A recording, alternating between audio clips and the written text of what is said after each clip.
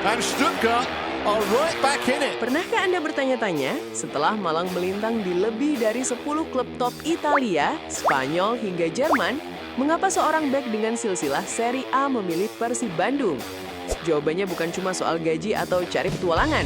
Ini jauh lebih dalam. Ini adalah tentang seorang gladiator yang menemukan Koloseum terakhirnya. Tapi sebelum kita bahas itu, mari kita jujur.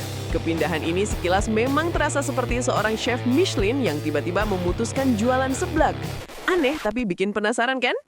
Oke, kita mundur sedikit. Untuk mengerti pilihan Barba, kita harus kembali ke pabrik bek terbaik di Italia, Akademi AS Roma. Disinilah DNA-nya ditempa. Sejak usia 15 tahun, Barba bukan sekedar pemain, tapi kolektor piala. Juara nasional U17, juara Primavera U20, sampai angkat trofi Coppa Italia Primavera.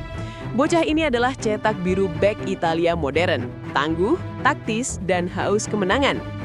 Lompat ke puncak karir keduanya, Como 1907, klub yang 21 tahun terlelap di divisi bawah. Siapa salah satu jenderalnya? Yap, Federico Barba. 39 pertandingan, 3 gol, dan 1 tiket emas promosi ke Serie A. Ini bukan pemain cadangan bro, ini adalah pemimpin. Tapi cerita pahlawan tidak akan seru tanpa drama. Karir Barba adalah sebuah perjalanan nomaden. Empoli, Stuttgart, Gijón, Chievo, daftarnya lebih panjang dari struk belanja bulanan. Menjadi journeyman itu berat. Setiap musim, ruang ganti baru, pelatih baru, tekanan untuk membuktikan diri lagi dan lagi. Dan di tengah perjalanan itu, datanglah sang monster, cedera. Musim 2015-16 bersama Stuttgart, mimpi buruk itu datang. Robek jaringan otot, absen 12 pertandingan. Bagi seorang atlet, ini bukan sekedar cedera fisik. Ini adalah ujian mental. Momen di mana karir bisa saja berbelok ke arah yang salah. Jadi kembali ke pertanyaan awal, mengapa Persib? Jawabannya ada di semua konflik tadi.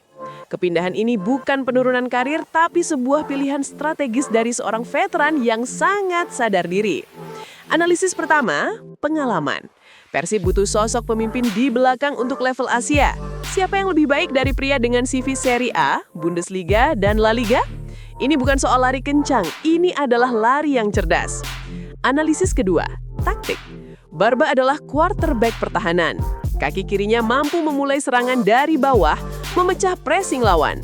Dia bukan sekedar tembok, tapi juga jembatan antara bertahan dan menyerang. Dan yang paling penting, mentalitas. Pengalaman sebagai pengembara membuatnya jadi bunglon, adaptif, tahan banting, dan tidak panik di bawah tekanan. Butuh bukti? Laga debut tandang melawan Arema. Persib tertinggal, butuh pahlawan. Menit 90+4 dari situasi bola mati, boom! Sundungan sang profesor mengunci kemenangan dramatis. Itu bukan keberuntungan, itu adalah hasil dari ribuan jam latihan dan pengalaman di level tertinggi.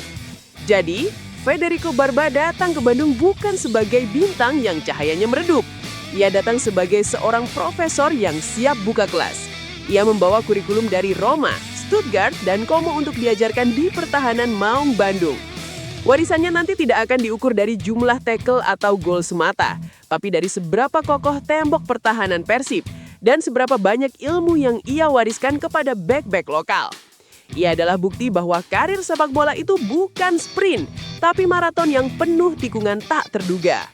Perjalanannya dari gladiator muda di Roma hingga menjadi profesor di Bandung adalah sebuah masterclass antang adaptasi dan kecerdasan. Jadi pertanyaan sekarang bukan lagi mengapa ia ke Persib, tapi seberapa jauh Persib akan melangkah bersamanya.